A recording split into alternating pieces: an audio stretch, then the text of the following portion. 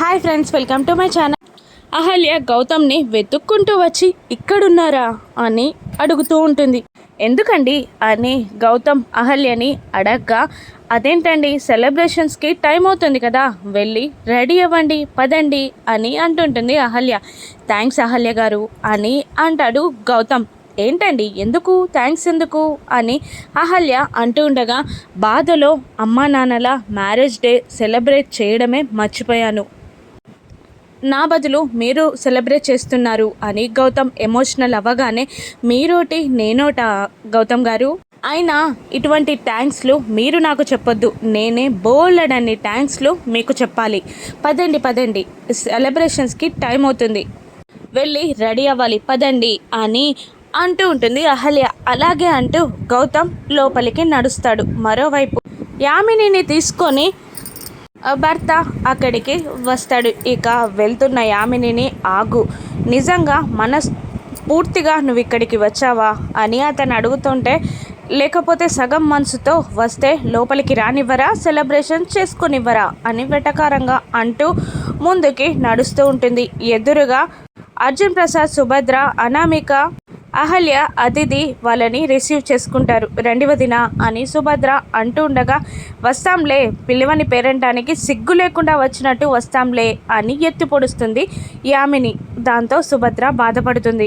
Arjun Prasad cover చేస్తూ, అలా కాదు, ఇవి సెలబ్రేట్ చేసుకోవాలి అనుకోలేదు, కానీ పిల్లలు బలవంతం చేశారు అని అర్జున్ ప్రసాద్ అనగానే, అవును, ఈ ఇంట్లో పిల్లల మాట పెద్దవాళ్ళు వినాలే తప్ప పెద్దవాళ్ళ మాట పిల్లలు ఎందుకు వింటారు, అలా వింటే ఈ ఇల్లు ఇలా ఎందుకుంటుంది అని వెటకారపు మాటలు మాట్లాడుతూ ఉంటుంది యామిని. ఇక అర్జున్ ప్రసాద్ సైలెంట్ అయిపోతాడు. యామిని అతిథి దగ్గరికి వచ్చి, పదమ్మ అని అంటూ ముందుకు నడవగా, శ్రావ్య, అనామిక, కార్తిక్ అక్కడి నుండి వాళ్ళతో పాటు వెళ్ళిపోతారు. ఏం కాదు అన్నట్టు అర్జున్ ప్రసాద్ సుభద్ర భుజంపై చెయ్యి వేసి లోపలికి తీసుకెళ్తారు. అహల్య బాధపడుతూ ఉంటుంది.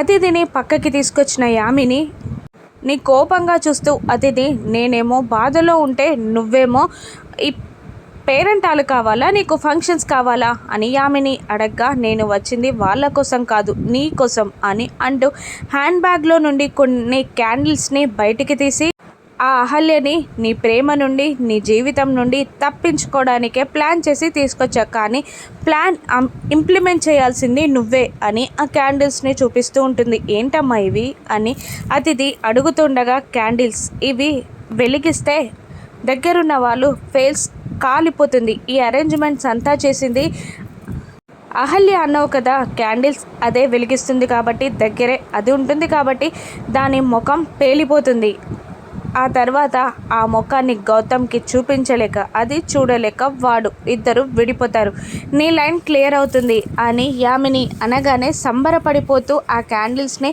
తీసుకుంటుంది అతిథి. దూరం నుంచి యామిని భర్త అదంతా గమనించి ఏమీ మాట్లాడకుండా అక్కడి నుండి వెళ్ళిపోతాడు. అతిథి ఆ క్యాండిల్స్ని తీసుకొని గౌతమ్ రూమ్లోకి వెళ్ళి రూమ్ డోర్ని కొడుతుంది, ఎవరైనా ఉన్నారా అని. కానీ లోపల ఎవరు లేకపోవడంతో ఇదే రైట్ టైం అనుకొని అక్కడున్న క్యాండిల్స్ని యామిని ఇచ్చిన క్యాండిల్స్తో రీప్లేస్ చేస్తుంది. ఇక డోర్ దాకా వచ్చి బయటికి వెళ్ళబోతుండగా గౌతమ్ ఎదురుపడతాడు. నేను నీ రూమ్లో ఏం చేస్తానని నువ్వు నన్ను అడుగుతావు అంతేనా అని అతిథి అడుగుతుండగా, లేదు, నువ్వు బయటికి వెళ్తే నేను ఫ్రెష్ అయి డ్రెస్అప్ అవుతాను అని గౌతమ్ కూల్గా చెప్తాడు. ఓహో అంతేనా అంటూ పక్కకు తప్పుకుంటుంది. గౌతమ్ లోపలికి వెళ్ళి డోర్ క్లోజ్ చేస్తాడు. అమ్మయ్య అనుకుంటుంది అతిథి. అక్కడ ఫ్యామిలీ మెంబర్స్ అందరూ కూర్చొని కబుర్లాడుకుంటూ ఉండగా అర్జున్ ప్రసాద్కి మాత్రం ఇంద్ర గుర్తొస్తూ ఉంటాడు. బుజ్జిగాడు వచ్చి అర్జున్ ప్రసాద్తో, తాతయ్య కేక్ కట్ చేద్దాం పదండి, లేదంటే నాకు ఆకలి పెరిగిపోయేలా ఉంది అని అంటూ ఉండగా, ఇక ఒక్కసారిగా పైకి లేచి, ఇంద్ర ఏంట్రా ఇంకా రాలేదు, కనీసం ఫోన్ అయినా చేసి విషెస్ చెప్పాలి కదా అని గౌతమ్తో అంటుంటాడు అర్జున్. అది నాన్న బిజీగా ఉన్నాడేమో అని అంటుంటాడు గౌతమ్. ఎంత బిజీగా ఉన్నంత మాత్రాన విషెస్ కూడా చెప్పలేడా అని అంటూ అర్జునే స్వయంగా ఇంద్రకి కాల్ చేస్తూ ఉంటాడు. కానీ ఫోన్ లిఫ్ట్ చేసే ఛాన్స్ లేకపోయింది గౌతమ్కి. ఇక 2-3 సార్లు లిఫ్ట్ చేయడానికి అర్జున్ మళ్ళీ మళ్ళీ కాల్ చేస్తూ ఉంటాడు. ఇంతలో అతిథి ఇలా అంటుంటుంది, అయ్యో కేక్ కోసం క్యాండిల్స్ లేవే అనగానే అహల్యకి ఐడియా వచ్చి, గౌతమ్ గారు క్యాండిల్స్ పైన రూమ్లో ఉన్నట్టున్నాయి తీసుకురండి అంటూ అదో రకంగా సైగ చేస్తుంది. దాంతో అలాగే అంటూ పరుగున రూమ్లోకి వెళ్ళి ఫోన్ లిఫ్ట్ చేసి నాన్న అంటాడు ఇంద్ర. ఎలా ఉన్నావురా, ఈ రోజేంటో మర్చిపోయావా అని అర్జున్ ప్రసాద్ ప్రేమగా బాధగా అడుగుతుండగా, నేను ఎలా మర్చిపోతాను నాన్న, హ్యాపీ వెడ్డింగ్ యానివర్సరీ డే నాన్న అని చెప్తాడు ఇంద్రలాగా గౌతమ్. సుభద్ర ఫోన్ తీసుకొని ఇలా అంటుంటుంది, మా మ్యారేజ్ డేకి కూడా మేమే ఫోన్ చేసి విషెస్ అడుక్కోవాలరా నాన్న అని బాధగా అంటూ ఉంటుంది సుభద్ర. అమ్మ ఈరోజు నువ్వు కొప్పడకూడదు, పెళ్లి రోజు శుభాకాంక్షలమ్మా అని ప్రేమగా చెప్తాడు ఇంద్రలాగా గౌతమ్. ఇక మళ్ళీ అర్జున్ ఫోన్ లాక్కొని, నువ్వు ఎప్పుడు వస్తావురా, లేదంటే చెప్పు, నేను మీ అమ్మ వచ్చి నిన్ను చూసేసి వస్తాం అని అంటుండగా, వద్దు నాన్న నేనే వీలు చూసుకొని వస్తా అని అంటూ కాల్ కట్ చేస్తాడు గౌతమ్. క్యాండిల్స్ గౌతమ్ గారికి దొరకట్లేదు అనుకుంటా, నేను వెళ్ళి తీసుకొస్తా అంటూ రూమ్లోకి వచ్చి డల్గా కూర్చున్న గౌతమ్ని చూస్తుంది అహల్య.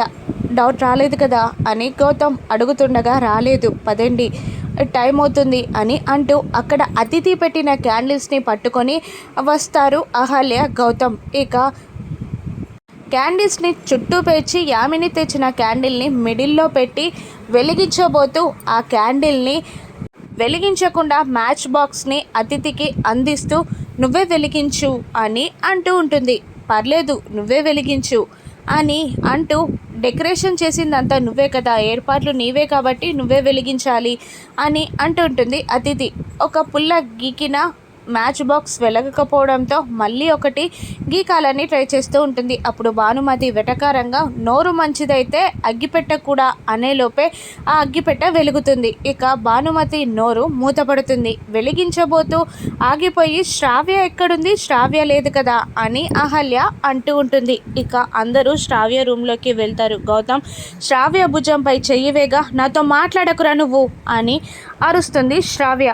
ఏమైందమ్మా అని సుభద్ర అడుగుతుండగా, ఏం చేయాలి, అక్కడికి వచ్చి క్లాప్స్ కొట్టాలా, నా దరిద్రం కొద్దీ ఇలా జరిగింది, ప్రతిసారి అందరం కలిసి ఈ డేని సెలబ్రేట్ చేస్తాం, ఈరోజు నా మూడ్ బాగాలేక నేనేమి చేయలేకపోయాను, కనీసం క్యాండిల్ కూడా వెలిగించలేదు, వాళ్ళకిచ్చేసావు కదా నువ్వు ఆ హక్కుని అని శ్రావ్య అంటుండగా, అహల్య శ్రావ్య ముందు మోకాళ్ళపై కూర్చొని, సారీ శ్రావ్య, నాకు ఇదేమీ తెలియదు కదా, నువ్వు వెలిగిస్తావని నాకు తెలీదు, నువ్వే వెలిగించు అని అంటుంటుంది అహల్య.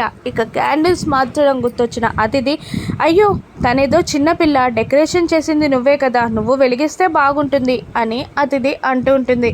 శ్రావ్య సైలెంట్గా ఉండిపోతుంది. ప్లీజ్ రా శ్రావ్య, నువ్వే వెలిగించు అని అహల్య బ్రతిమిలాడుతున్న శ్రావ్య కరగదు. అప్పుడు అర్జున్ ప్రసాద్ ఇలా అంటుంటాడు, అమ్మ అందుకే వద్దన్నాను నేను అని అంటూ ఉండగా, భానుమతి శ్రావ్యతో నానమ్మగా చెప్తున్నాను పద అని అనగానే అలాగే అంటూ శ్రావ్య వెలిగించడానికి ముందుకు వెళ్తుంది. ఇక అక్కడ అర్జున్ సుభద్రాలు దండలు మార్చుకుంటారు ఫస్ట్. ఆ తర్వాత చుట్టూ ఉన్న క్యాండిల్స్ని శ్రావ్య వెలిగిస్తూ ఉంటుంది. మధ్యలో క్యాండిల్స్ని వెలిగించబోతూ ఉండగా అతిథి నేను ఆపుతాను అంటుండగా అతిథిని యామిని ఆపేస్తూ ఉంటుంది. ఇక శ్రావ్య వెలిగించి కాస్త వెనక్కి వెళ్తుంది. అప్పుడే ఆ క్యాండిల్ పేలుతుంది. ఇప్పుడు ఆ నింద ఎవరిపై పడుతుంది? అతిథి క్యాండిల్స్ని మార్చిందని వాళ్ళ నాన్నగారు చెప్తారా? రూమ్లో అతిథిని చూశానని గౌతమ్ చెప్తాడా? నింద అహల్యపై పడుతుందా? రానున్న ఎపిసోడ్స్లో చూద్దాం. Thank you for watching.